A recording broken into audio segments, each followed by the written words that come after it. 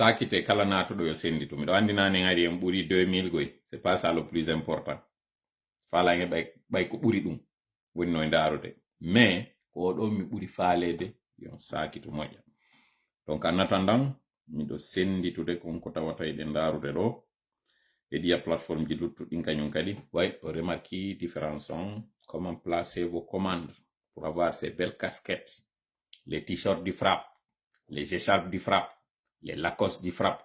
Ce sont des produits que nous avons et que nous vendons. Nous allons vous donner les contacts des personnes, comment placer vos commandes, comment vous faire livrer les commandes. Vous allez avoir tout cela. Donc ne vous inquiétez pas et nous avons suffisamment de produits. Des casquettes, des écharpes, des t-shirts, bref, tous les gadgets qu'il vous faut. Et nous avons en quantité suffisante. Donc ne vous inquiétez pas. Vous allez tous être très bien servis. Et nous avons pris en compte vos suggestions par rapport à nos produits. Et nous allons aussi corriger certaines livraisons, certains produits en fonction de ce que vous avez émis comme suggestion. Parce que le patron, finalement, c'est vous. Vous êtes nos clients et vous êtes également nos patrons. Donc, vos préoccupations vos sollicitations sont nos préoccupations et vous êtes les rois tout simplement. Donc, ne vous inquiétez pas, tout est pris en compte. Voilà, vous connaissez, si vous trouvez que le contenu est intéressant, faites-le savoir à votre entourage. Partagez avec votre entourage pour que votre entourage puisse savoir que nous avons de très bons produits, le Front républicain pour des actions patriotiques, des casquettes, des t-shirts, des écharpes. Bref, tout ce qui peut vous intéresser, nous l'avons. Bientôt aussi, nous aurons des draps de lit, bientôt nous aurons des tasses, bientôt nous aurons des porte-clés. Tout ce dont vous avez besoin, nous avons pris en compte. Voilà. Donc, nous sommes à 600 et quelques lorsque nous atteindrons 1000. En attendant, des révélations par rapport à la puissance de nos produits, par rapport à leur efficacité, mais aussi certaines innovations que nous voulons faire par rapport à ces produits, parce que toujours nous voulons faire de la qualité. Toujours nous tenons en compte certaines défaillances sur les produits que nous vendons. Et donc, le télémarketing, c'est ça aussi. Et nous avons aussi un service après-vente, c'est-à-dire que c'est que vous, après avoir placé la commande, une fois que la commande a été livrée, comment est-ce que vous avez prouvé les produits? Tout cela, nous prenons ça aussi très sérieusement parce que, en réalité, ce qui compte, ce n'est pas simplement le placement du produit. Vous connaissez la stratégie des 3 P, produit, prix et placement. Donc, vous connaissez ça c'est des règles très élémentaires, mais il y a aussi deux autres P. Il y a la promotion, mais il y a aussi la protection. Donc, le fait de protéger le produit pour que le produit soit entre de très bonnes mains, savoir vers qui placer ces produits, parce qu'il ne faudrait pas aussi donner à des marchands qui ne sont pas actifs. Nos produits ne sont pas destinés au stockage, c'est des produits destinés à l'écoulement. Donc, voilà pourquoi, si vous êtes intéressé, contactez-nous afin qu'on vous dise comment faire. Donc, la stratégie des 5 P, il y a un même qui a 8 P, donc ça veut dire qu'il y en a beaucoup. Voilà, donc en attendant, faites part à vos collègues. Jentitoɗen ɗo kenenti mi jaabo on ɗo par rapport e mamum o mi wiwno haray ka lannode live on mi wawlay kon ɗo woni haray firi mamum o parce que mi yaali jaabiɗo e yewti fi pita on mi heɓali kadi jaabiɗo fi Yasin Diallo on Allah hinno Yasin Diallo kon toni kaw jibina mi heɓali jaabiɓe nin mi yetike en hoɗo amen gon kon ɗum inni ngo pita joni noon aren e mamum o Bari Alpha Omar Bisikri Mara mi salmitike ma tu pouvais être un bon acteur un bon acteur de cinéma. They're eating the pets. This is what's happening right now. Jentitoɗen ɗo no mindiri en noon kon ɗum waɗi si mamum inna mamum ko moni wolde ɗo kon noon mi faalete no hayi accugol tan seeɗa fi on nun fi yen heɓu ɓen tawoɓe jonnay chance ɗen andi min simi waɗi live na ɗon fo yiyatamo woɓɓen mo wodi ko audio ji ɗin ɓe habbi donc mi hawjata jonnugol fi mamu o ande non tun woɓɓe inniɗo wo koye haala temene wi'a mamu adonon yo mamu wono mamu hari ko timbo hoɗa hari mamu on tigi tigi ko timbo wonno ɓeɓe nanɗen ɗo non audio muɗum ɓe tawatara miɗo jentintinde on ɗo a miili ɗen fuɗɗade 958 personnes déjà d'accord to la telimeli aray mi salmitike ma moƴƴa noon Fatim Ba haray kadi no wodi musidɓe meɗen tori ɓen du'a fi cellal ɓiɗɗo maɓɓe haray mi jonnata inde nden e wolta kañum kadi aray kon woni nawnare ko bobo on mari kono haray ɓe torike en du'a ye waɗan ɓe du'a fiyo bobo on dikku yanyen ɗo non toujours ɗen andi du'a ɓurowo jabade on ko on du'a mo tawata hino yanyana kadi yimɓe ɓe ɗo hiɗen fewtinde kala ɓen tawɓe ko neniraɓe e babiraɓe ɓe tawata ɓiɓɓe maɓɓe hino mari nawnare woni ko nawnare nde tawata ko yanude e maɓɓe ganin ɗo woni ko nden nawnare tawore yanino e maɓɓe neeɓi kono hara ɓe yangodike mum kala ka ɓe hewtiɓe yeetede feƴƴe yeeso hara en toranike ɓe ɗo du'a yo Allah dikkinanɓe boboɓe maɓɓe ɓe wano non kañum kadi haray no wodi kadi musidɓe meɗen gontirɓe sengo Europe kadi fayin toujours landiɓe en du'a fi musidɗo maɓɓe mo tawata no heɓi nawnare nde tawata ko ɓuri kon ɓe inna heɓuno nden nawnare hisata kono ɓay tun Allah kanko ala ka o ronki ko woni kon fof mo wawi hara en hawtidira e ɓeɗo fof e kala ɓe mawɓe nawnaje tawɗe ko looruɗe tiiɗuɗe yo Allah jonnuɓe cellal ngal on Allah taw ɗon annabi Ibrahima o maaki Allahu rabbi wa idha maridtu fa huwa yashfini Allah woni jeyiɗo lan on simi nawni kadi kanko woni ko dikkintanmi en tori on Allah dikkinowo ɗon yo dikkin ɓe nawnuɓe ɗo fewtuɓe en tori du'a e ɓen fewtuɓe en torani musidɓe maɓɓe du'a haray ko ɗum ɗo woni komi wattata ɗon ya rabbal alamina kala andeji ɗi marɗe yo Allah ittan en ɗi kala ande nde tawata o acci hoore meɗen yo waɗan en nden ande nde tawata o ittana en goopi e bakkatuji ko woni e hoore meɗen yo waɗan en kala itta e sattede nde rewɗen e muɗum konko tawata o ɓurta en woni ɓannude e makko hara o accali en ko tawata eɗen yiɗi ko tawata kono woɗɗina en e makko ko tawata kanko Allah on o yiɗa kala konko Allah yiɗi o yarli yo yiɗin en ɗum ɗon o huwina en ɗum o jaɓana en kañum kadi ko wonɗe wadde kon o laɓɓinana en fi makko kala konko o añi o haɗi o woɗɗini en e muɗum yo ɓurtu kadi woɗɗinde en e muɗum o waɗata o hara ɓerɗe meɗen ɗe yiɗali ɗum tigi si en fokkiti kadi e muɗum yo sakku en e muɗum sen aru yanugol nder ton yo ƴawnu en o yaafano en ya rabbal alamin haray no mi wiri noon hande kadi ko révélation wonɗen e wadde jon noon ɗi révélation ji lannitoɗen o audio mo tawata hari miɗo heɗintinde en nane ɗo par rapport e ɓe musidɓe meɗen ko ɓe woni e waccude mo ɗo kanko maladie dugula jentite ko ɓe yewti ko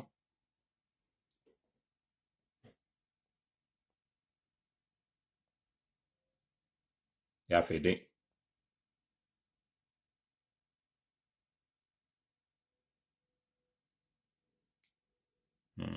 ɗum ɗo mi añi ɗiɗi audioji wonde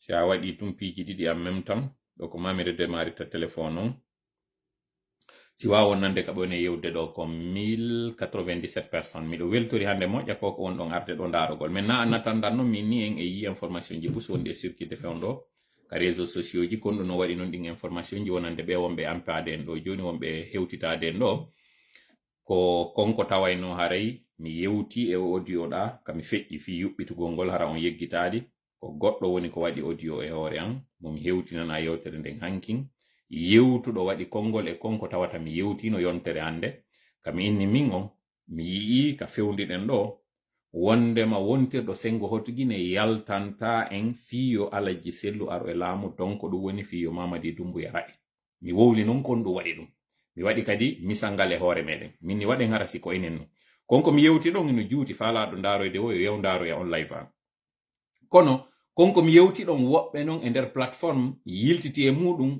faala déformude min komi wi ko ɓe wi mi inni jama on fop yo yalto fi yo kanko Alpha Condé yo artu ka laamu wo ko ɗum mi woni komi wi mi heɗintini en ɗo no min komi wi kon tigi tigi e ko honɗum kadi waɗi noon simi wi ɗum ɗon komi ɗuɗa waɗugol mi yiɗa justifiagol fes komi waɗata ko mi waɗa e woni kono pour une question de pédagogie fiwata yimɓe ɓe mbay ko inna ko le rappel profite aux croyants wa dhakkir fa inna dhikra tanfa'ul mu'minin andintin waajo sabu konko andintinta waajo ɗa nafay gomɗinɓe ɓe ko on noon tawɗo ko gomɗinɗo goy ɗum nafata on mo tawata on o gomɗina ko gerɗa o ko gerɗa a wawantamo hay hunde joni noon ɓaymi ɗo andi no jilli ɗo no woodi ɓen gomɗinoɓe no woodi ɓen ɓe gomɗinta mi ƴetta risque yewtugol ngol konko tawata no wawe ronke hoolede e konko tawata kadi no wawe hoolede idiyo mi fanku ɗum tumminna ɓay nanetake ɓeyni wo mi wowlu no sala no ɓuri mi farano wowlde ko ɗum woni e wadde ɗo ni joni noon ɓeɗo yewtere maɓɓe nde ɓe waɗi nden mi faala ye yiltito e mayre jentito ɗen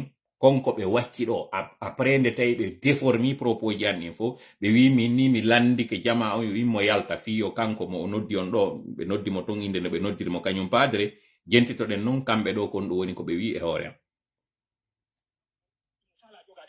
o addoya gere lagine mi jaɓali ɗum kono ƴette mi wolana hunde wotere enen kadi fi Allah e nelaɗo udditen gite ha hande lagine heɓali laamiɗo ka meɗen ɓurɗo jonnude fulɓe ɓe darde hewti ɗum mbuyagoy ɗum ɗon o nani ka dugula maladi dugulaɗo wari heɓaki wa makko jonnuɗo fulɓe ɓen doole ɓannuɗo ɓe laamu ngun ɓuri ɗum ɗo si on nanali mi fillito moƴƴa ko ɓeɗo musidɓe meɗe wi koye nder plateforme ɓe yewti ɗum ɗo yewtere maɓɓe nden noon mi yiɗata jonnugol woɓɓe goɗo valeur mi yiɗata kañum kadi waɗugol diversion yaltugol e konko woni essence ça ne veut pas dire ɓeɗo noon koye wondema ɓe ala valeur miɗo ɓuri ɓe no na ɗum mi woni e wiide ko woni mi ƴettino décision kala on mo tawata laƴinayi en e yaadu meɗen ɗum mi wattiraymo ɓaawo continue kono ko ɓe wowli ɗo ko pasque battini e ɗin plateforme ji ɗi ni e yalten e majji c'est à dire ka nder plateforme ji wat ɓe waɗata jamais live ɓe yaltata publiquement ɓe wolay ko ɓe woni ko kono ko kamɓe woni très actif dans les plateformes kaɓe woni e wiide ƴetten doole daroɗen dartoɗen waɗen ɗum ɗo e ɗum ɗo fof ɓe wowla ɗum si an noon ardiri ɓernde laaɓude a wowli ko eɓɓuɗa kon tigi tigi ko honɗum ɓe waɗata konko wowluɗa ɗon ko honno ɓe ciblirta si ɓe andi soobe noon ƴettama ko honno ɓe dartorta on ƴettuɗo soobe ko ɗum mi wonma waɗande ɗo e alluwal en fof jangguiden ɗo anden noon ko honto cippira ngon fewndi no mi wiiri noon hande kadi mi obligata goto e waɗu ko mi wiyata hay goto jibi ɗo naɓi yeeso si Allah jaɓi mi yewta e woni ko tawata konko inna lasta alayhim bi musaytir na a imminaɗo argol doola ɓe innama anta mudhakkir an ko a andintinowo ko a waajotoɗo ko a avisowo ko ɗum ɗo woni golle maɗa lutti kon fawnakama si nelaɗo Allah on tigi wi fawnaka yimɓe ɓe noddugol ɓe konko tawata no tañƴina ko goonga iɗen felliti an e min iɗen andi nelaɓe noddali en ha hande ko tawata no bonani en kono puisque min nami nelaɗo nami annabajo nami toɓɓo ramli mi yewta konko tawata miɗo tañƴini si en gollitiri nafay en kono no woodi non ɓen immotoɓe kadi darto ɗum ɗon ɗaɓɓa gonɗum go baka hoore muɗum they eating ɓen tawɓe ɓen they eating the dogs ɓen ko woni e wadde kon ko ɓen noon mi woni e ƴettande ɗo tan muɗum jentintina on ko woni e wowde ɗo goo o inni wondema kanko maladi dumgula o arino wo o wulli o reconnaisi o tuubitani fulɓe ɓen en fop en nani ɗum ɗon yaltinanelan noon on sorti mo tawata kanko maladi dugula o immike o ari o tawi guinéemɓe ɓen na dey fulɓe ɓen tum o ari o tuubani ɓe o wi ko waɗi ɗo kon vraiment ma ko waɗno kon fop hara e inde gouvernement on fop o tuubitani jama yaltinanelan ɗum ɗon sakite moƴƴa yewtere nde yaltinanolan noon kanko o waɗɗo ɗo o wowli ko tawata hara c'est à nous de vérifier o wowdu ko enen noon taskoto ndaara konko tawata maladi dugula yalti tuubani na fulɓe ɓen goy par ce que kanko ko sengo ka leƴƴi o woni e yaade guinéemɓe ɓen fof ka o waɗi on discours o ari o inni e inde gouvernement ji feƴƴuɗi ɗin fof gibi tan makko kanko Sékou Touré ha ka hewti ɗo o tuubani jama on yaltinanelan on discours mo kanko maladi dugula waɗi so yaltini on ɗon waɗanollan noon hande kadi faveur yaltinangollan ka o suɓi ɗon noon o wi surtout onon fulɓe ɓen hande kadi mi tuubitani on ɗum ɗo ko musidɗo men o yewti o inni kadi ha hande hari o ɓannali laamu sifa ɗum ɗo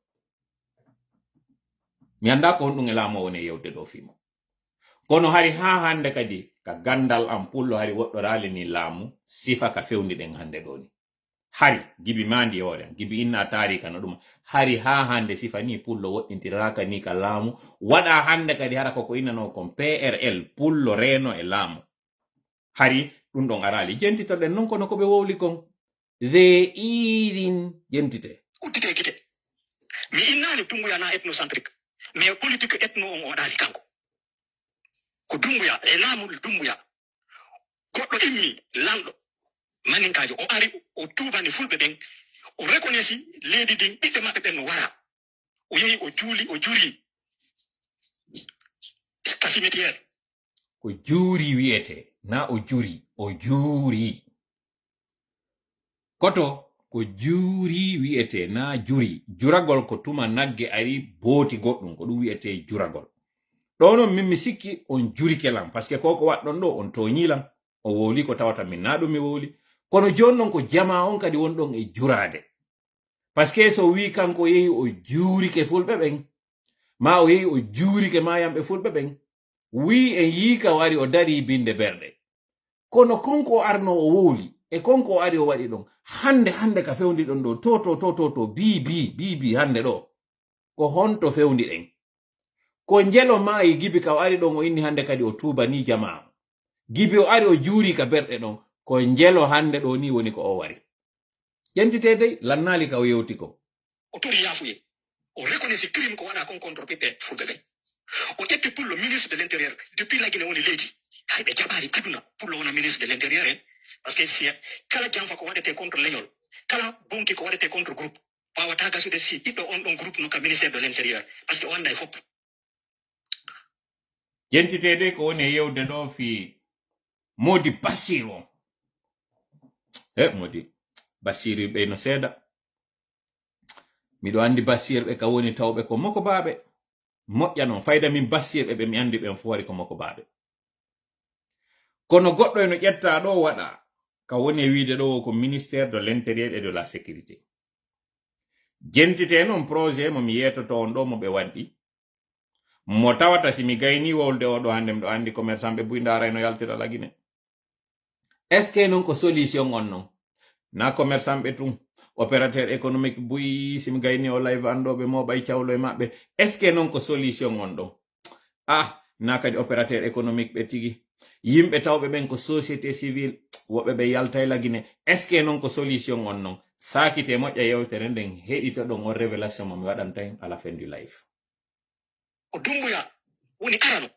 lagine fopp laami ɓeɓe lagine fopp ƴettuɗo Pullo waɗi mo ministre de l'intérieur c'est parce que o marano projet o mara jamfaka hoore makko contre fulɓe ɓen sina ɗo wattano ɗum koye unɗe lam o nani ko wi kon ka o inni o faalaka jamfa e hoore fulɓe ɓen bala laliya a landikelan ko hombo woni o tahawju mi yettoto on joni ko hombo woni o ko honɗum o waɗi ko honɗum kadi woni rôle makka on taw hawju he to gandinami hawjo o yewtere ka ko ɗum waɗi siɗa hawji ta ar daralal live on par ce que 15 minutes ji arani ɗin koye sama kala aray wonɗen ɗum ɗon ko ƴettugol elan on tun noy si avion walno immade no ngal yiltirta noon taw si ngal ƴetta elan ngal waɗa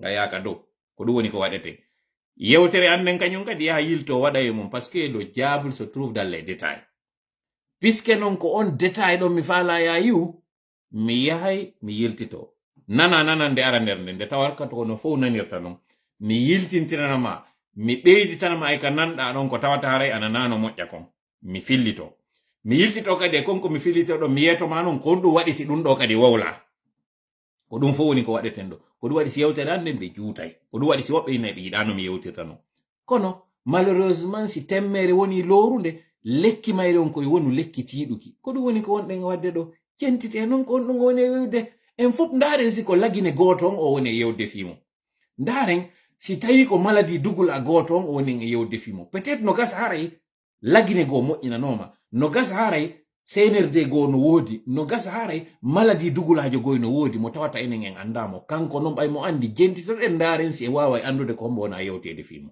Doumbouya Pullo ƴetta o waɗa porte parole du gouvernement Ousmane Gawal hande mo aña d' accord jamawnoañimo kono noon ko Pullo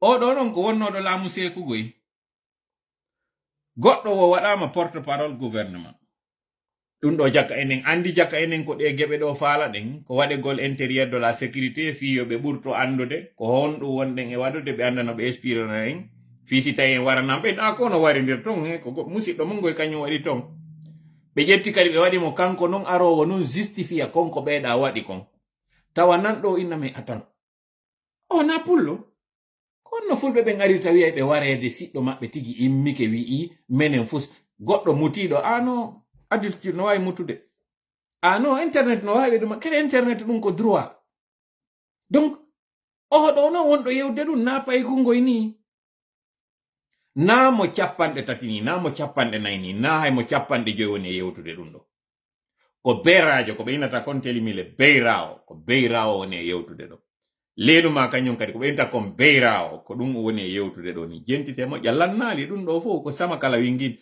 o wowlali ko woni tigi tigi onko taw si tawi ko on sensible ko monotobe yalte do parce que ko sakkitorta yewtoyde do ko dum do woni le plus choquant e nder dum they eating the jentite dumbuya ko nomi mo ko jabi kon nomede o collabori kon tarlento ko dum wadi fi makko no inde makko bon on nani do e mo yewtude fi sere hakke on kono ko inete kagule dum no hulbini Allah ina mere si wi nafigi ko kanyu wonoyta ka nder kose yite ko paske be wolante ka kene ko tawata ina do woni ka nder bernde mabbe himo yeta den do wo oya ko tay nomo ya matokon ko yi o nomo ya tonkon ko du wadi si yimbe ben anyimo na de kanko anya o do wona do yewtede fi mon kanko anyamo mi yiltito kum parti on do gokkuni quelques secondes tum ka woni wolde do detail won ko très important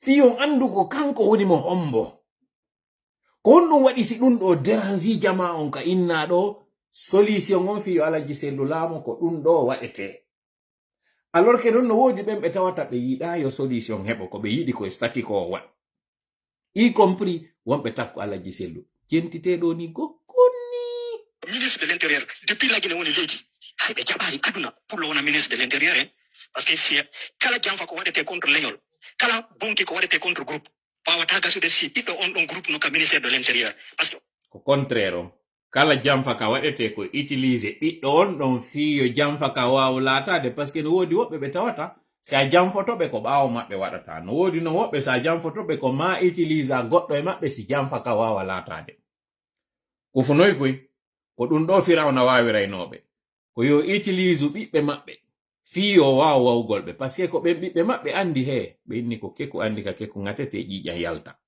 ko yewti do non ko inversion o wadi wonde makala ka biddo maada woni a jamfetaake don non dum na enengo malheureusement tuma jamfete do wo goddo meden tawete imo andi dum ida andi dum mido andi dum puisque non en fo den andi jentita den non ko yewti do par rapport on porte parole je wada don kol porteur de parole on sakite mojja yewtere nde nabedi ka plateforme ji mojja mi faala yo guluji nayo jentito nde yewtere nde moni yewtude do parce que panic wingi mi faala ande kay placez vos commandes, achetez nos produits et ne vous en faites pas si on vous livre un produit qui est défectueux. Nous allons le reprendre et nous allons corriger et nous allons vous livrer en remplacement le produit défectueux. Écoutez bien.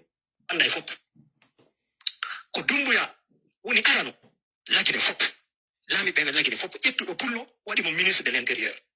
C'est parce que Omarano, projet, Omara Jamfa Kahore Mako contre Fulbe, Sinado Watano.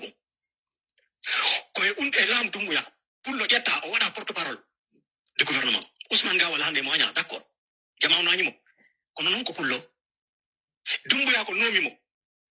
Koko jabi kon nomede. O collabori kon tarlento. Ko dum wadi fima kono inde makko bonna o anya. Mais lando on kanyum jettunomo. Na Dumbuya fulbe fuddi gollude femu ka. O jetta pullo wada porte-parole. O jetta pullo wada premier ministre. O jetta pullo wada ministre de l'Intérieur. Jentite ko woni hawtindirde do non. Premier des ministres, ministre de l'Intérieur de la Sécurité, porte-parole du gouvernement. Et puis, kon non nafi. Pedo.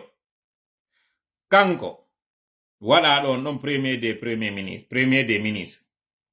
Yete lan ko jelo wawno nomude ka gouvernement makko. O musiddo meden no yewtude ko dum siminni ko no évoluerta no yiirta ko buri musude kon e ko buri mettude kon e ngim manipulation wingi be woni wadude pita ko hay caravane waduno bay kanko no mama don kanko bawuri caravane wadi lande non hande ben organise nobe on caravane parce que na inde makko on ko inde makko wada kono na militant be makko pita do mojjinno on caravane ko inde organisation teddudo wondo pita don mo mi wolta do inde mum ha dum tuninamo parce que kambe ko ka giggol sikugol mabbe hari nun dal waday woni si be wadirno den faljere mabbe kono hande do lande ben si be noddimo e kanko bawuri fi yawgol yida e makko ko on wadata be ben yaltunobe hande do ino woniri be cebe lelle ino wontiri be moda jenga hande kadi hersa sa nani hersa ko konko ben hebuno do jetti karbira mabbe parce que nyande onoma biye makko avion immagol Europe do ya taw ya lagine ton fiyonduma ko biye ko arrivé pays o wadana si min arrivé pays o nabana mbudi o yafola non ko moni wolde do kala yidube mo ben mi yeto on commune bayta o nomama on poste makko ay o hewto ilagine o sanzita o numéro makko o kupi hande kadi tayi numéro mo fo anduno don on tayi on numéro don hande kadi o kupi mo few o dannini o ƴetti numéro go tayi ko kanko jogi téléphone don kadi yer andudo numéro wo noddam ko non finalement o wadi kala noddudo mo de wotere be yewtidi o andi kali so inni ko numéro ma on ni ayni ko non ok noddito en o gayna don tungo bloka ma numéro a nodditata mo ma wada numéro renvoi we hawta dum don kanyum kadi wata gasude parce que wonata bloco gol yimbe o dabbi suka go mo mi wolta do kadi inde mum o jonni mo téléphone o wadi on don secrétaire makko sa noddi ko non jettata yewti don na kanko tawnobe non o noddaynobe o jeejabe wadanobe munu mojjere be filitota ko do hombe woni hombe ben o kupi yimbe déplacinobe do immi yehi justement non retene mojja kum parti on ko moni on wolde do fi déplacer be immi yehi lagine parce que ko vague tati wodi déplacinobe fewno ku on wadi pet yawnobe duddo ya to ngagasi arti déplacinobe kanyum kadi bay tangini ke difficulté wadi be avogi iwi gomu ari yawinobe on tuma kanyum kadi dabbere postiji e ben déplacinobe non kanyum kadi ba innama do kanko bawuri o nomama inna hande kadi non do joni nafa amen gol hebike hande kadi meden immade non me yamen hande kadi pullo mo amen nomama sifa ko do woni wolde do ko so andu non ko hombo woni o on tawayno bono wi buuto kulli bono wi buuto ko kulli kentite onon aron don goddo ara don taro inna alfa konde no burani mo on don dumbuya alfa konde mojjana e meden bura on don dumbuyajo dumbuya min nalde ko lando mojjo kono mo buri alfa konde o e ebbide take awa siten jogi gaño fullo lagine gaño pullo aduna wa alfa konde onaniga vous avez entendu ce qu'il est en train de dire que le pire ennemi des peuples c'est Alpha Condé c'est lui qui est en train de dire ça maintenant qui est-il et pourquoi il a fait ça? Écoutez attentivement, vous allez comprendre pourquoi toute cette panique. Pourquoi toutes ces agitations.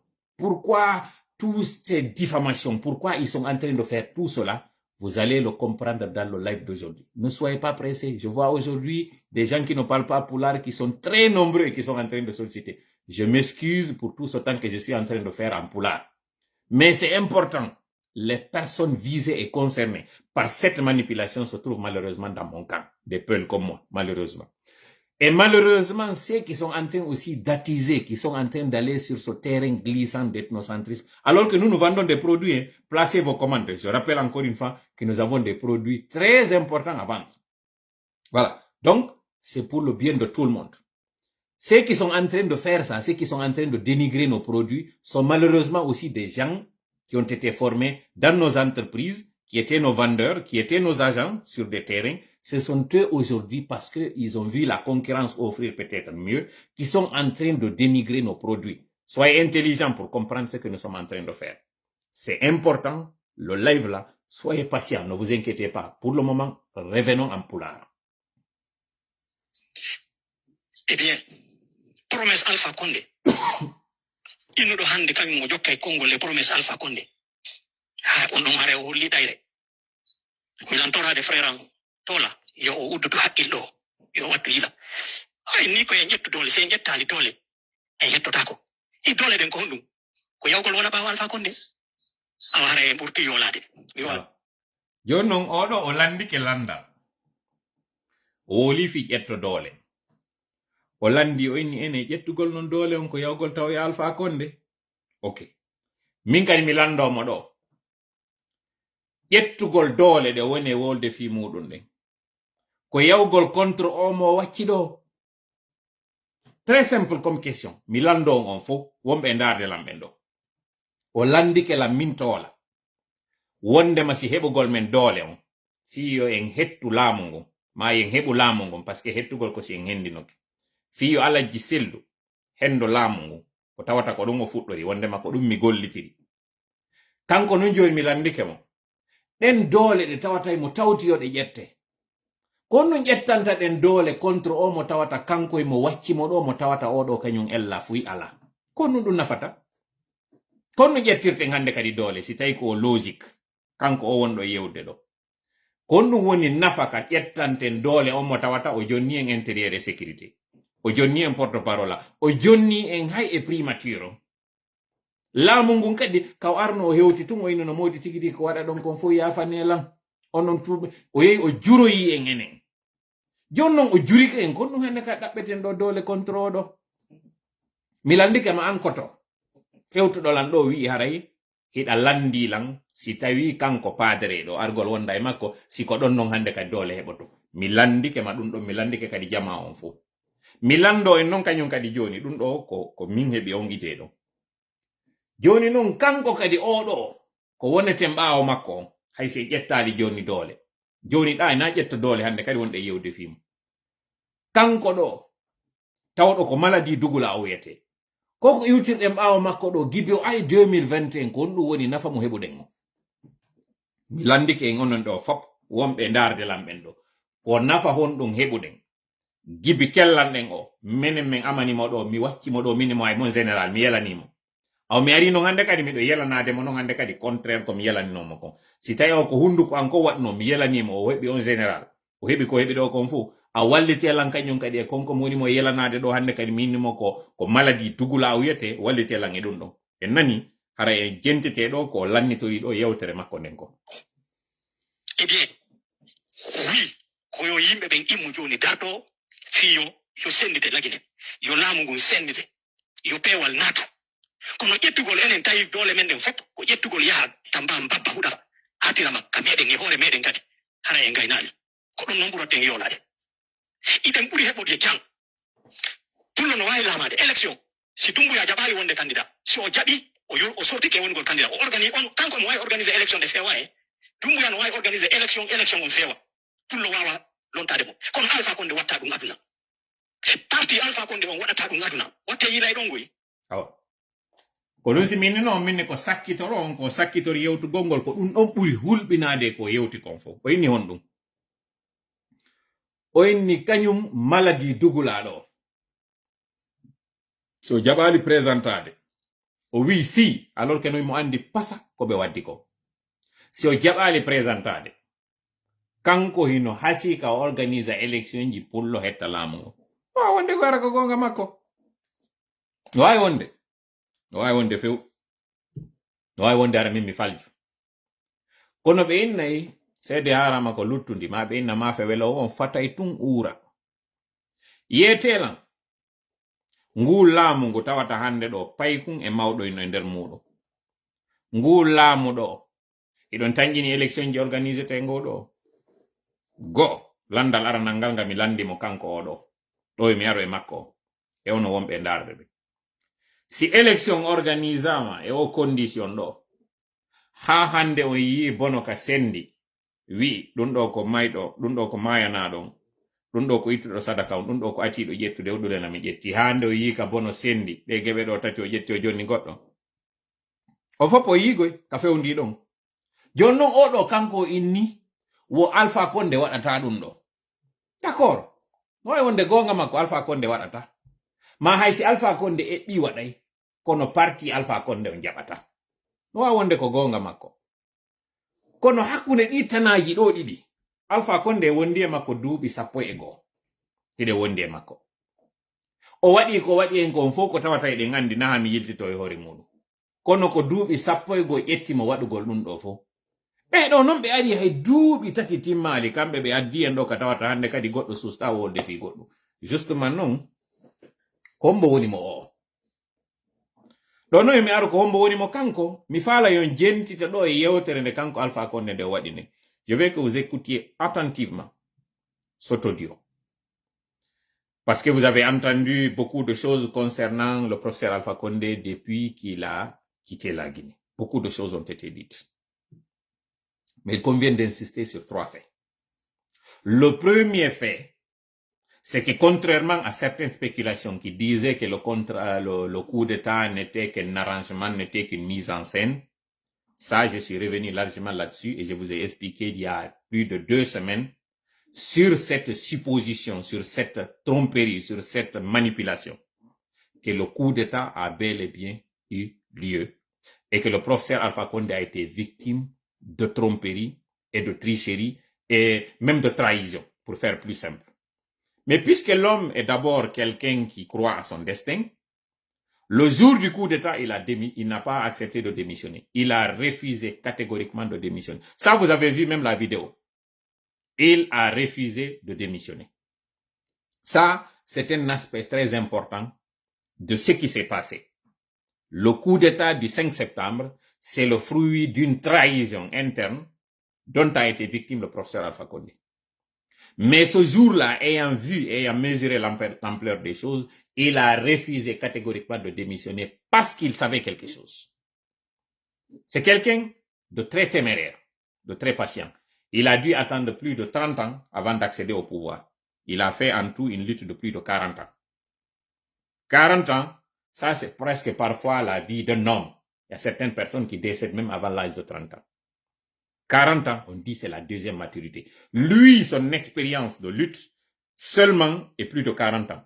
Pas lui, sa vie, pas lui, son âge, son expérience en matière politique, 40 ans. 40 ans, ça c'est l'âge de Mamadi Doumbouya. Pour vous dire combien de fois il est dame en politique. Voilà pourquoi ce jour-là, malgré la tension, malgré le risque, malgré j'essaie de trouver, malgré l'horreur de ce qui s'était passé ce jour-là, il a gardé son sang-froid. Il a même dit une phrase à Malinké, il dit « Mieux vaut mourir que de céder ». Il a dit ce jour-là. Il dit qu'un homme, et c'est celui-là qui ne cède pas en fait à la pression. Il y a un terme qu'il avait employé, que je ne peux pas répéter ici, mais il avait dit ce jour-là. Ça, c'est le premier aspect. Le deuxième aspect, depuis que l'homme est sorti de la Guinée, le CNRD a tout fait pour le rapatrier, donc pour l'extrader en Guinée. Ils n'ont pas pu. Ça aussi, c'est le deuxième élément qu'il faut comprendre. Le troisième élément, tous ceux dont le CNRD avait parlé, toutes les promesses, il les a pas tenues. Tout ce que le professeur Alpha Condé avait fait comme acquis, le CNRD est venu, ils ont tout détruit. Maintenant, le citoyen guinéen, puisqu'il n'est pas dupe, nous sommes tous mus d'une certaine intelligence, d'une certaine logique. Les gens ont vu à la fois au sein de l'armée, voilà pourquoi j'ai dit qu'il a été victime de trahison, les mêmes qui avaient été manipulés, à qui on avait dit qu'il est déjà condamné, il a une maladie incurable, donc ses jours sont comptés. Finalement, ce dernier, il est encore vivant. Ceux-là qui ont compris que c'était faux, ceux-là qui ont compris qu'en réalité, le coup d'État était une arnaque, commencent à se réveiller dans les garnisons. Voilà pourquoi cette machination, toujours cette manipulation a refait surface. Voilà pourquoi on a dit dans un premier temps qu'il est mort. Souvenez-vous, le 22 août, sur la page de Ring, j'ai dit que le monsieur devait s'exprimer à partir d'un pays frontalier. Ça, c'est déjà le 22 août, j'étais en train de dire. Là, nous sommes aujourd'hui combien? Nous sommes aujourd'hui le 14 septembre. Bientôt un mois depuis que j'avais annoncé que le professeur Alpha Condé était déjà en Afrique et qu'il devait s'exprimer à partir de la frontière là-bas sur notre page ici. Les gens avaient pensé que c'était tout simplement du buzz. C'est ce que les gens avaient pensé. Le 22, allez sur la page de Ring. Le post est encore là-bas. Je peux même aussi vous mettre le post ici. Le 22 août, on avait dit, donné pour mort, il va parler à partir d'un média, il va parler à partir d'un pays frontalier. Ça, c'est déjà le 22. Le CNRD, donc, voyant d'abord que son silence les préoccupe et sachant que tout le bruit là à l'intérieur des casernes, toutes ces réclamations dans les quartiers par les civils, ils ont compris que cela n'est pas dans leur avantage. Donc, ils ont fait fuiter une vidéo dans laquelle on disait qu'il est mort avec une chanson de je ne sais quoi pour dire voilà, il est mort et il est dans un cercueil. ils ont fait sortir tout cela. Parce que son silence était pour eux une préoccupation. Imaginez, quelqu'un dont le silence est plus grave et plus effrayant que sa parole, ça c'est quelqu'un à craindre. Et n'oubliez pas, hein, c'est quelqu'un qu'on avait dit que ses jours étaient comptés. Il sautait, c'est un problème. Et quand il parle finalement, on se rend compte que entre son silence et sa parole, le choix, il est difficile à faire. Parce que finalement, qu'est-ce que ce dernier a dit? Écoutons ce petit audio de quelques secondes qui a fait la panique dans toute la cité. Écoutons. Peuple de Guinée, je n'ai jamais cessé de penser à vous.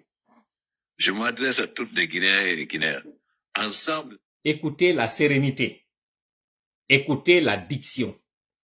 Écoutez les mots. Écoutez la phrase telle qu'elle est placée, parce qu'il y a un code que je vais vous décoder dans ce petit message que le professeur Alpha Condé a envoyé à l'endroit du peuple de Guinée. N'oubliez pas, hein, je suis un de ces... J'ai été son opposant. Il n'y a pas ce que je n'ai pas dit ici sur le professeur Alpha Condé pendant qu'il était au pouvoir. Et Dieu sait que lui-même, il sait que ce que nous étions en train de dire était pour son bien. Alhamdulillah Rabbil Alamina, il a vu que ses ennemis étaient près de lui. C'était pas nous. Maintenant qu'il s'est rendu compte de ça, il faut que nous aussi, de notre côté, qu'on fasse notre mea culpa. En reconnaissant que ça a été très actif, le fait d'applaudir à ce CNRD, parce que ce qu'on avait annoncé n'était pas les véritables motivations de ce coup d'État. Pour preuve, le CNRD, pendant que des gens tombaient pour dire non au troisième mandat, le CNRD à l'époque, groupement de forces spéciales, était en train de protéger ceux qui étaient en train de venir massacrer dans les quartiers. Ça s'est passé devant nous tous. Et rappelons que, Dieu merci, la Guinée n'a pas sombré dans un affrontement entre civils et civils. Dieu merci. Ce sont des hommes en uniforme qui se permettent de venir faire ce que vous avez, que je ne peux pas répéter ici pour des questions de stratégie. Je ne répéterai pas ça ici. Mais toujours est-il que le professeur Alpha Condé a livré un message de quelques secondes dont je me permets de décortiquer pour nous afin qu'on entende le code qu'il a envoyé aux citoyens. C'est court, hein? C'est quelques 24 secondes si je ne m'abuse. Le total, c'est 24 secondes. Écoutez la sérénité, le calme et les mots qu'il a envoyés. Après, et c'est le troisième élément qu'il faut retenir, après le 5 septembre, depuis le 5 septembre, 3 ans après, le professeur n'avait pas parlé. Pourquoi maintenant il décide de briser le silence? Pourquoi c'est maintenant? Vous devez vous poser cette première question. Pourquoi le 22 déjà on disait qu'il se trouvait en Afrique, mais que c'est maintenant que cet audio-là ou cette vidéo-là sort? Posez-vous cette question. Pourquoi toute cette panique?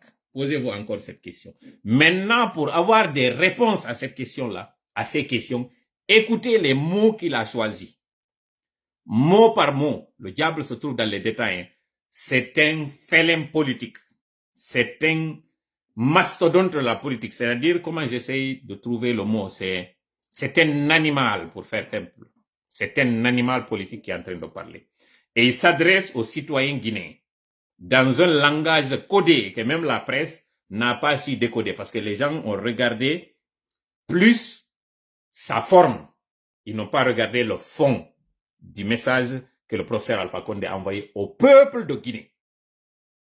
En sa qualité de président de la République, vous allez peut-être ne pas aimer ce que je suis en train de le dire, mais je le dis quand même. Il n'a pas démissionné, voilà pourquoi j'ai commencé par ça. Quand il est sorti du pays, dans un premier temps, il est revenu. Dans un deuxième temps, il est sorti, il a dit, niet, je ne reviens pas parce que je ne vais pas me soumettre à ce que vous voulez. Et à partir de ce jour-là, il y a une rupture entre ceux qui étaient ses ravisseurs et lui qui était pris en otage. Maintenant, il a pris du temps, ça c'est depuis 2022. Il a attendu maintenant 2 ans après pour envoyer un message très fort à l'endroit du peuple de Guinée qui sont encore dans son cœur. Écoutez ce qu'il a dit là, parce que le moment est venu pour que tous nous puissions savoir ce qui s'est réellement passé. Voilà, quelqu'un emploie ici un terme, un vétéran de la politique. C'est un vieux routier de la politique. C'est un sphinx, le professeur Alpha Condé. Écoutons ce qu'il a dit. Ne soyez pas émotifs. Je ne vois aucun commentaire négatif. Mais je sais que ceux qui vont m'écouter plus tard vont dire que j'ai renié à ma conviction et que je suis en train d'insulter la mémoire de tous ceux qui sont tués. Et j'aurai une anecdote vous concernant par rapport à ce scénario qui est en train de se passer. Qui est Maladi Dougoula, qui est Padre, donc Alpha Condé, et qui est le peuple de Guinée en ce moment. Je veux vous mettre ça dans une anecdote. Je vais vous schématiser ça par une histoire qui doit interpeller votre conscience, mais aussi votre intelligence. Mais pour cela, écoutons le discours qu'il arriverait. Peuple de Guinée, je n'ai jamais cessé de penser à vous. Je n'ai jamais cessé de penser à vous. Voilà pourquoi le jour du 5 septembre, sachant que je suis votre président et que vous étiez en erreur d'applaudir ce que ces gens-là ont fait, je n'ai pas cessé de penser à vous. Voilà pourquoi je n'ai pas de haine contre vous. Voilà pourquoi je ne vous en veux pas. Voilà pourquoi je suis encore votre président. Premier passage de ce discours-là qu'il fallait élargir parce qu'il fallait que son discours soit court. Moi, je vous étale ce qu'il a dit. 1. Je m'adresse à toutes les Guinéens et les Guinéens. Ensemble, nous avons surmonté des épreuves terribles dans le passé. Je m'adresse à vous, peuple de Guinée, en ma qualité de président de la République. Je m'adresse à vous, contrairement à celui-là qui ne s'adresse pas à vous lorsque vous avez des difficultés. Lorsqu'il y a des calamités, ce dernier brille par son silence. Malgré toutes les difficultés que vous êtes en train de traverser, lui, il ne s'adresse pas à vous parce qu'il ne vous porte pas dans vos cœurs. Moi, je vous porte dans mon cœur. Voilà pourquoi je suis en train de m'adresser à vous et de vous rappeler que les difficultés que vous êtes en train de traverser aujourd'hui, nous avons traversé encore des difficultés pires, plus difficiles que celles-là. Mais comment nous avons pu nous en sortir? Écoutez. Nous avons ensemble réussi à faire avancer notre pays. Restant unis et solidaires. Nous allons ensemble faire avancer notre pays. Ça veut dire que je fais appel à vous, peuple de Guinée. Vous qui êtes conscients que la situation actuelle est difficile, insurmontable. D'ailleurs, vous êtes à l'agonie. Ensemble, si nous nous donnons la main, la division qui a été celle qui a fait que le peuple de Guinée se regardait en chien de faïence, nous devons mettre ça de côté et finalement conjuguer le même verbe pour que notre pays puisse sortir de ce bourbier dans lequel nous sommes. Mais ce n'est pas tout. Ça permettra de bâtir un pays fort, un pays où nous pourrons vivre en paix et avec prospérité. L'avenir et le progrès sont devant nous tous. Merci. Voilà. L'avenir et le progrès, c'est devant nous tous. Merci. Comme j'ai dit, c'est un vétéran qui s'est adressé à des gens qui ont de l'esprit. Il n'a pas voulu faire un discours long. Il a fait un discours court, précis et concis. Dans lequel je dis, ceux qui sont intelligents d'ailleurs, qui sont dans les rangs, au sein du gouvernement aussi, qu'ils sachent qu'il est là. Parce que vous n'êtes pas sans savoir qu'il y a un remaniement qui pointe. Vous n'êtes pas sans savoir que Maladi Dougoula a décidé de confisquer le pouvoir. Donc, cette adresse qu'il a faite d'abord, il faut savoir qu'elle devait passer le 5 septembre. C'était le 5 septembre que ce discours-là devait passer. Et il était adressé au peuple de Guinée à l'occasion de cette forfaiture qui s'était faite le 5 septembre 2021.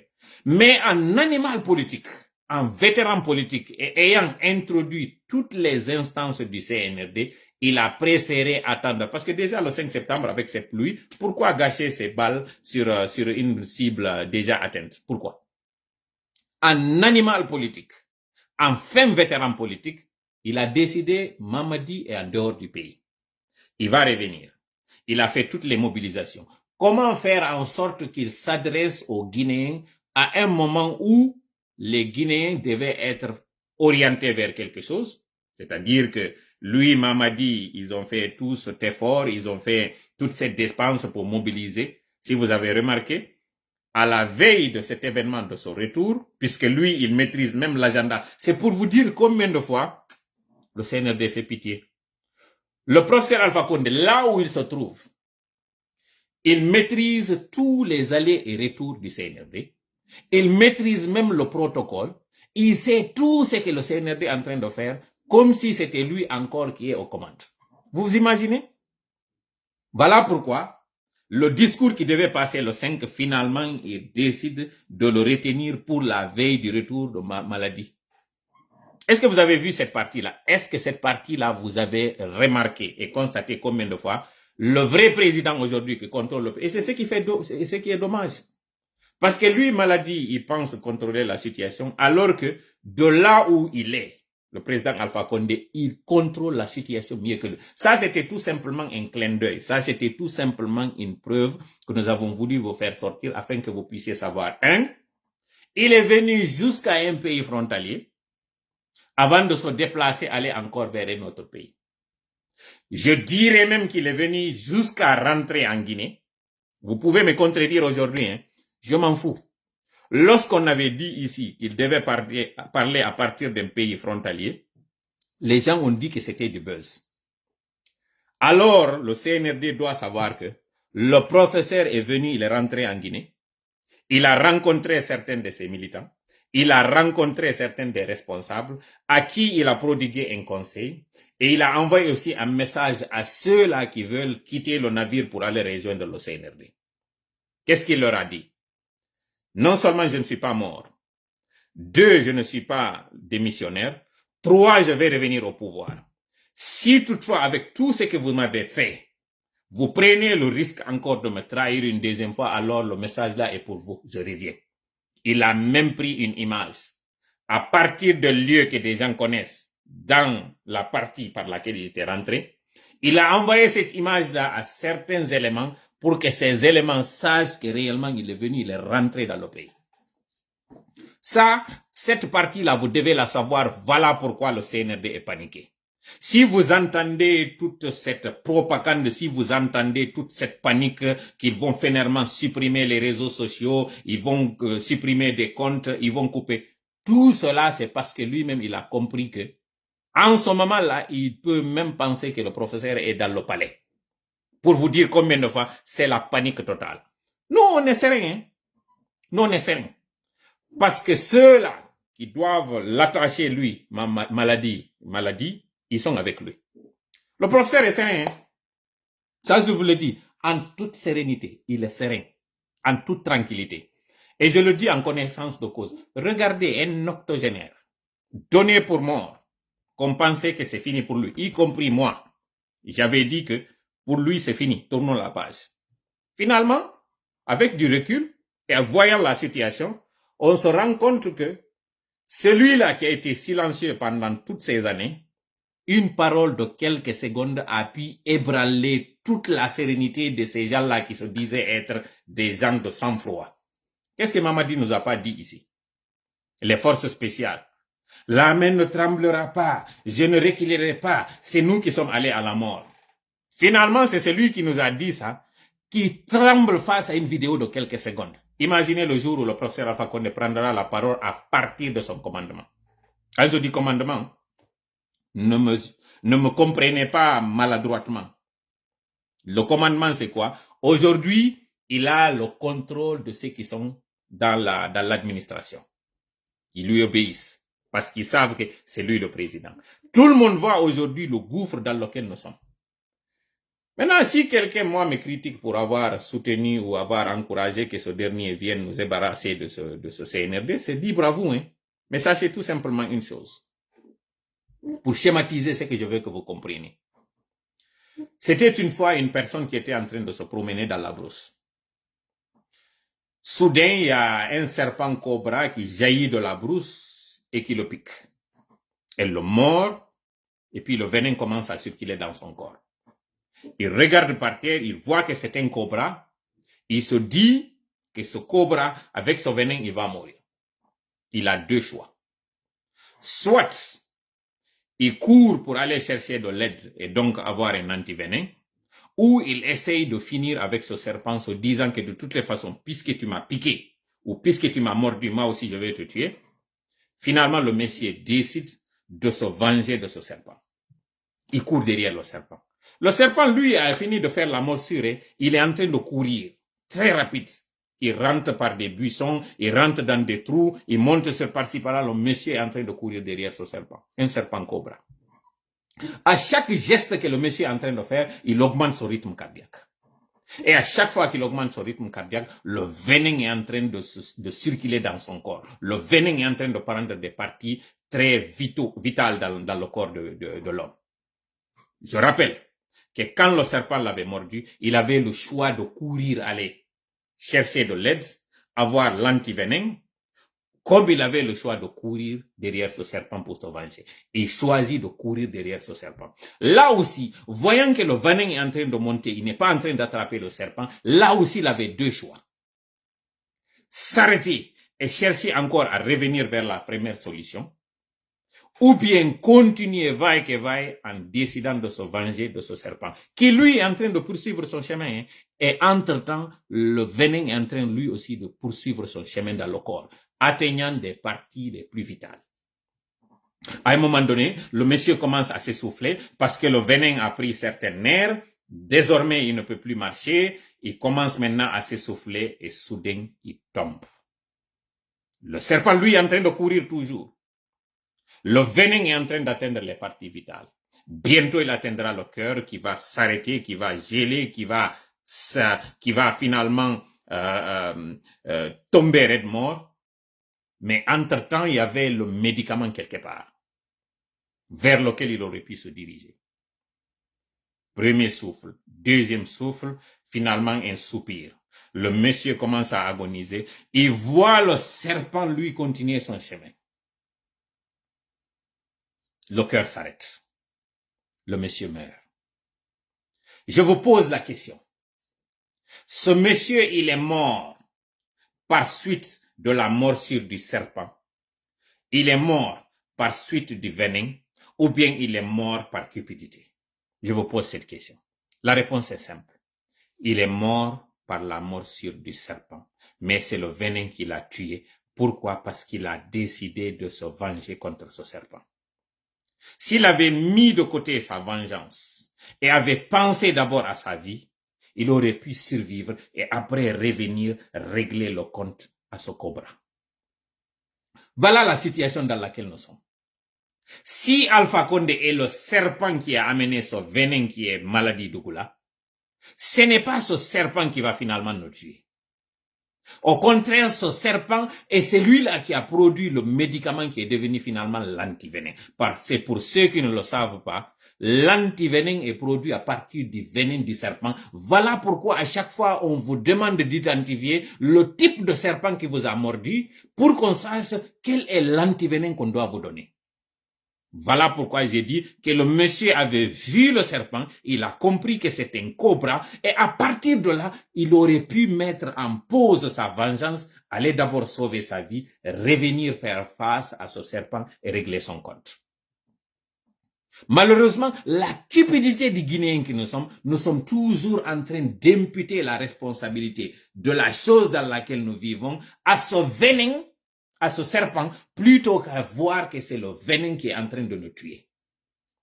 Soyons intelligents, peuple de Guinée. Si Alpha Condé est ce serpent, comme j'ai dit encore une fois, le venin qui est en train aujourd'hui de tuer le Guinéen, c'est lui maladie d'Ougoula. C'est-à-dire le colosse, c'est-à-dire cette poisse que nous avons aujourd'hui. Et nous sommes en train toujours d'être dans des questions de calcul, si toutefois ce retour c'est ceci, cela, et le venin va nous tuer parce que cette personne-là que nous pensons qu'elle est mieux que ce serpent-là, finalement c'est cette personne-là qui va finir avec nous. Miarta et Poulal. Alpha Condé yalti yewti do e nder discours nda pot. Kun tawata mi firtana en kundo e Poulal. Kono no wadi simdo yetade on dido fu do sikka min ko mi fetudo. Woɓɓe yalti fuɗɗi kalan criticugol wano sifa omo nan ɗon ɗo no yewta kombo woni mo omo won ɗon e yiide ɗo mo ardi parti inneteɗo BAG. Eɗen andi BAG no woduno fewndo tan Sékou Touré oɗo ko Dabola woni ka maɓɓe to non ɓe Dabola ɓen ɓe yaafola nde ñande no ngari mi yeetinoke on mo Dabola kañum kadi tanirawo Bari Jawwadu ko waɗi mi andini en probléme on yiɗe wondi e makko oɗo yalti on nani ɗiɗi o wori ɗo foɗi tawata hakkilnal nga wiwgol ngol wondema maladie Dougoula ɗo eno ɓuri moƴƴude kanko Alpha Condé o yewti o inni mo e mbabba mi ala yettitade ɗi no par ce que ɗon andi ɗi fof ɗimo wori ɗi hoore makko kanko padre ɗo yiira kadi o padre e moni mo e noddude ɗo kono en heɓay hakkil seeɗa anden suma sumitoɓe innayi koye maafe soppa weliti noon no andi bone kimpa e Pulal kay ɓe nanay ɓe innam mo piiruɗa seeduɗa e no ɓuri mo a nangudira layde wotere mi landori on Allah ma mi landi ke on fi Allah gibi fuɗɗiɗen go cippiro enen tawɓe ɓen ko en heɓaɓe dans les années 80 90 2000 hay ɓe heɓaɓe ɓen dans les années 70 hari hande on manditike lagine ka ari hewti ha tawata en artitino ka tawata ko radio goto mo tawata hari sa iwino ka jananiri ari lagine a yiwano par exemple Côte d'Ivoire ma Sénégal a addi hay e complet keso jama maɗa on ino jonna 24 heures yawgol ka laamiɗo quartier on ya signala inna goɗɗo e wi jananiri ari lagine hari ko ɗo wonno lagine e ñamminama hay ñamete pucci ko jonnete fiyo pucci ñamo inna ɗum ɗo yo ñami annata ndal l'arrivée bateau paɗal gotal a sooday ngal tawata jonnuɗoma ngal ɗon o innete jaɓu ngal paɗal ɗo si tawi woni goɗɗo andali mi jonnima ngal wonoya kadi balɗe mi jonnoyama ɗimmal ngal naya soodu ko raɓɓiɗi kon naya soodu pin wonkon kesum si a tawaka e laamu ngon si ɓe yirima bikk keso ɓe landotoma o bikk ko honno wawirɗamo heɓude fewdota e fof hino mayude heege an ko hombo jonnuma o bikk arten non e ngul laamu fewdo ka fewdiɗen ɗo goɗɗo non kañum yeeto e wondema ngu laamu ɗo hino ɓuranimo e laamu Alpha Condé mo tawata e waddi e makko duuɓi 10 oɗo ko ɗum woni e yettade ka nder audio makko kono no waɗi ɗum ɗo fof ko paske toola yalti wowli plan maɓɓe o ko ɗum woni on plan mi yettinoke on gibi 2022 fewdo men fuɗɗi yiide ko CNRD woni e wadde ko parce que pour votre information miɗo tawa mi wowla ɗum gandem dénonce hoore an ɗo wonnoɓe conseil de CNRD ko waɗata fiyo leydi ndi mbutu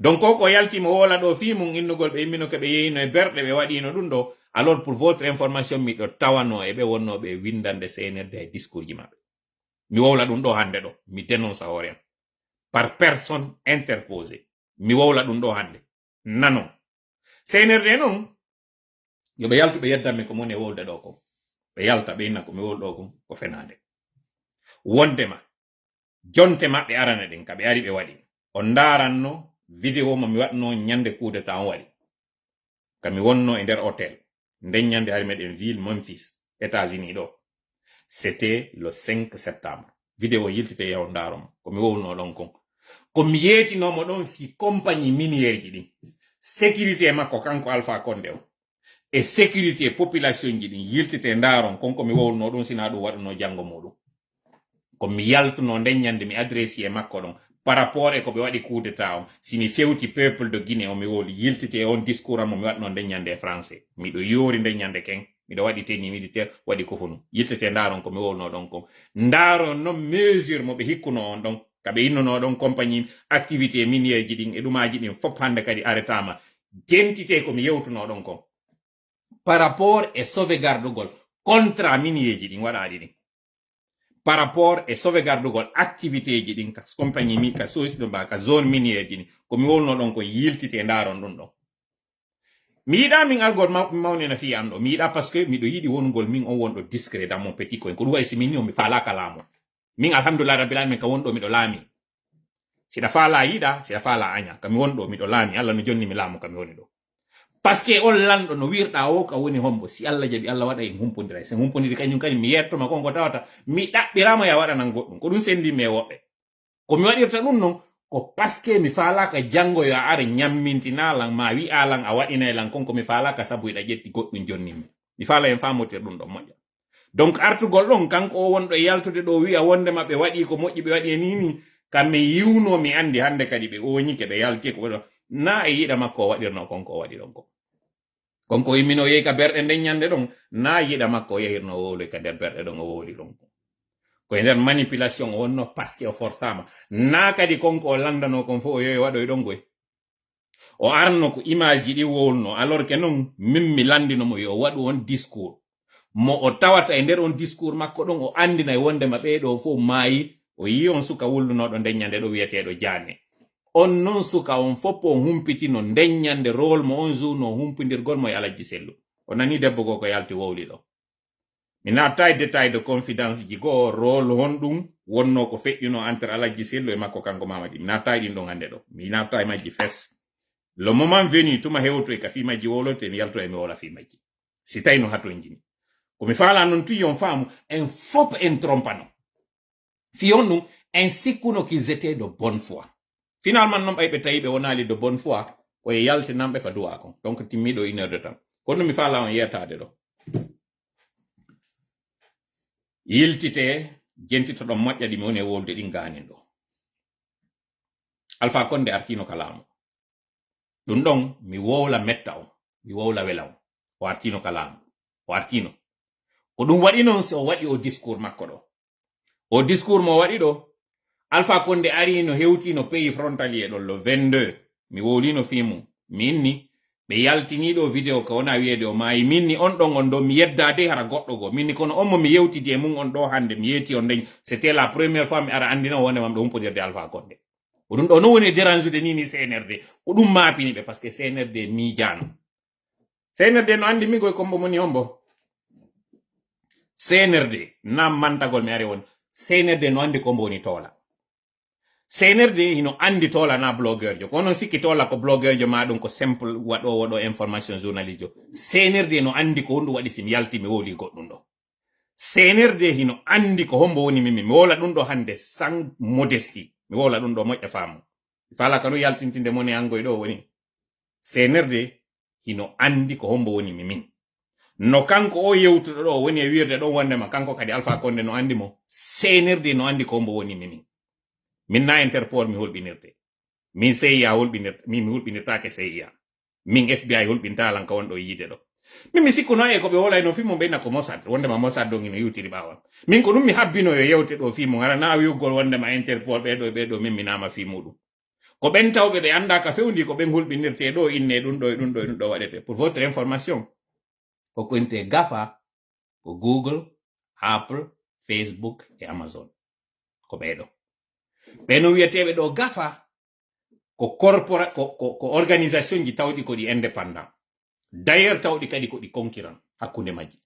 À titre d'exemple, ɓe wiyeteɓe ɓen ɗo Google tawɓe ɓen ko kamɓe kadi jeeyi o YouTube ko ɓe concurrent kamɓe e Facebook. Concurrence maɓɓe on noon fiyon waw yiide mo moƴƴa. Lande wonɓe Canada ɓen kala ko innete page d'information TV5, France 24, LCI, Guinée News, Africa Guinée, Guinée Matin, ɗiɗo page ji fop sur les réseaux sociaux Facebook ɗi feƴƴata Canada. Lande wonɓe Canada ɓen. Mon frère Tora, je t'écoute, mais désolé, j'entends pas le, c'est pas grave, vous allez comprendre après. Mais moi, je viens de parler en français. Donc, cette partie-là, c'était celle qui devait vous concerner. Je ferai l'effort de faire des lives dans les 2 langues. Je reviens encore pour une dernière fois.